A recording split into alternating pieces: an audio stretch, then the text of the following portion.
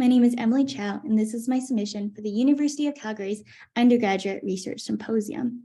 Today, I'll be presenting my project titled Identifying Signal Transduction Pathways in Breast Cancer that Contribute to Bone Metastasis. So to introduce this project, let's first talk a little bit about breast cancer.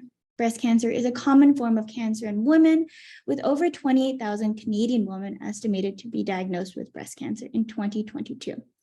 This represents 25% of all total new cancer diagnoses, and bone is a preferred site of metastasis of breast cancer, occurring in 65 to 75% of patients with the advanced disease. Breast cancer lesions in the bone are generally osteolytic, meaning that they break down the bone. This bone loss can be debilitating to patients and can result in bone pain, bone fracture, and other serious symptoms, including death.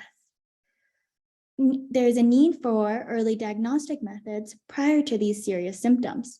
Early treatment could prevent bone loss and improve the quality of life of patients living with these bone metastases.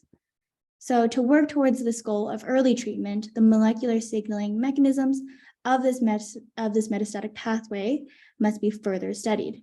We know that bone loss can be stimulated by secreted factors released from the breast cancer cells, and prolactin in particular has been observed to stimulate these pathways. The primary question is what role does prolactin play in the breast cancer to bone metastatic pathway? And to investigate that role, breast cancer cell lines with a genetic deletion of the human prolactin receptor gene will be utilized. As a first step in using these cell lines, we must characterize them first. So that includes figuring out if they truly do have the human prolactin receptor knocked out or deleted, and finding out if they respond to prolactin signaling. Briefly, the primary methods I used during this project were cell culture to grow the breast cancer cells and protein extraction to remove the proteins from the cells.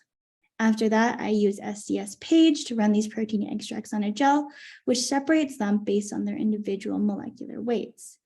Finally, I use Western blotting to visualize the proteins using a fluorescent antibody. And a diagram of the SDS-PAGE and Western blotting process is on the right.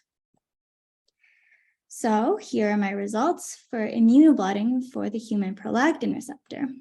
So as you can see here, the dark bands demonstrate the presence of the protein. And the human prolactin receptor is present in both the wild type, WT, and control lines, CC lines, but absent in the two knockout lines, the knockout 4-2 and knockout 5-2. So those are the lines which contain the genetic deletion. And again, we also did further immunoblotting. This is the results for the phosphostat 5. So cells with functional prolactin signaling should produce phosphorylated stat 5. And cells treated with the prolactin are in lanes indicated by the plus sign. So you can see here that the knockout cell lines do not produce phosphorylated stat 5 when treated with prolactin, indicating that they do not exhibit functional prolactin signaling. To conclude, the breast cancer cell lines containing a genetic deletion for the human prolactin receptor do not express the receptor, nor do they have functional prolactin signaling. That makes these lines suitable for use and future work investigating the role of prolactin in the breast cancer to bone metastasis. Here are the references I used during my project. And this project was made possible through funding from the University of Calgary PURE program. I'd also like to thank my supervisor, Dr. Carrie Shemenko, and my mentor for this project, Isabel.